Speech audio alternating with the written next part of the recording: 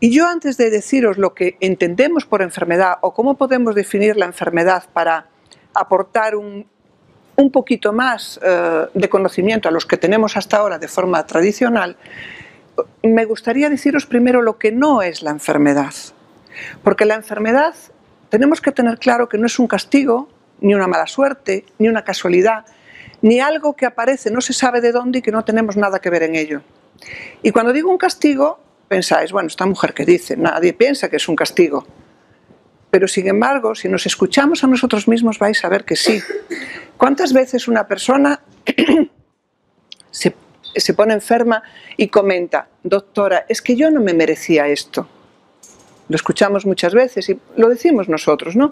Yo no me merecía esto. En el inconsciente colectivo y en el inconsciente arcaico se mantiene todavía aquella idea de la enfermedad como un castigo divino, como un castigo que nosotros nos aportamos a nosotros mismos porque no fuimos buenos, porque no comimos bien, porque no dormimos lo suficiente, porque nos tratamos mal, porque tomamos café o lo que sea. Y entendemos la enfermedad como la consecuencia muchas veces de este desorden en nuestra forma de cuidarnos, ¿no? Bien, todo esto está bien, pero ¿qué quiero aportaros yo de nuevo? No de nuevo, porque algunos ya lo sabéis, pero cuando hablamos de la decodificación o de una manera nueva de tener en cuenta a la hora de pretender sanarnos o curarnos de estar enfermos o de prevenir la enfermedad, es importante que definamos la enfermedad como qué. Fijaros, y lo voy a decir despacito para que lo vayáis introduciendo. Es la respuesta de mi biología a un conflicto vivido. Es la respuesta de cada célula de mi cuerpo a un conflicto que yo estoy viviendo. Y utilizamos la palabra conflicto, ¿por qué? Porque es algo que para mí no hay encaje entre lo que quiero y lo que puedo. Es un conflicto. Es algo que yo no puedo resolver de manera natural. Pero no cualquier conflicto. Tiene que ser un conflicto que supere lo que yo entiendo como límite tolerable. A lo largo del día gestionamos muchas historias, pero hay algunas que no podemos gestionar. ¿Y qué hacemos? Nos las echamos a la espalda, las ignoramos, las negamos, como si no pasara. Pero nuestro inconsciente las capta.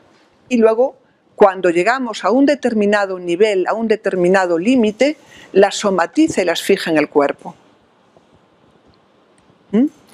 Y esta fijación en el cuerpo, que muchos de vosotros recordáis que llamamos, dentro de la medicina normal, le llamamos psicosomática, que era la influencia de la mente o del sufrimiento de la mente en el cuerpo, parecía que había pocas enfermedades psicosomáticas, ¿verdad? Teníamos la úlcera y pocas más. Pero hoy sabemos que salvo que te caiga una teja encima o un accidente o un envenenamiento, detrás de toda enfermedad siempre hay un estado emocional alterado, negado, escondido, como tú quieras. Pero hay una emoción porque la mente, el cuerpo no van separados. Es lo mismo expresado de distinta manera.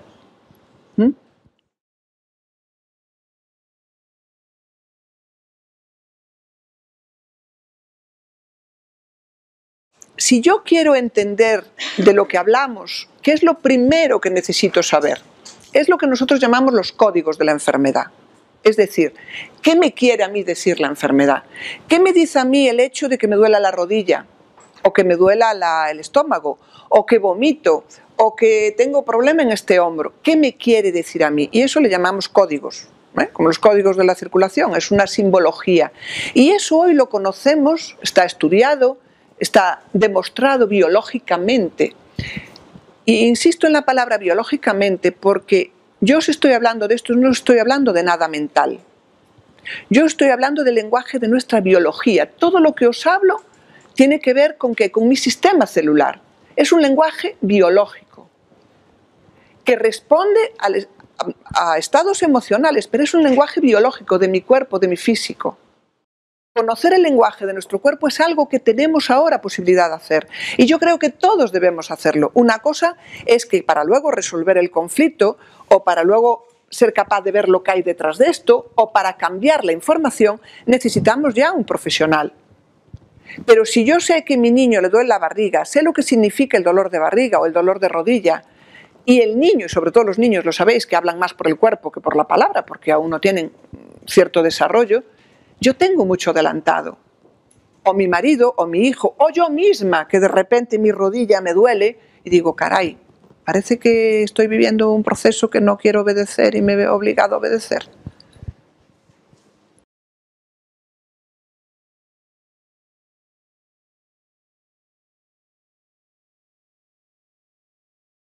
Es habitual desde hace mucho tiempo, y no solo yo, lo veréis en mucha gente como yo que explica estas cosas, que siempre decimos,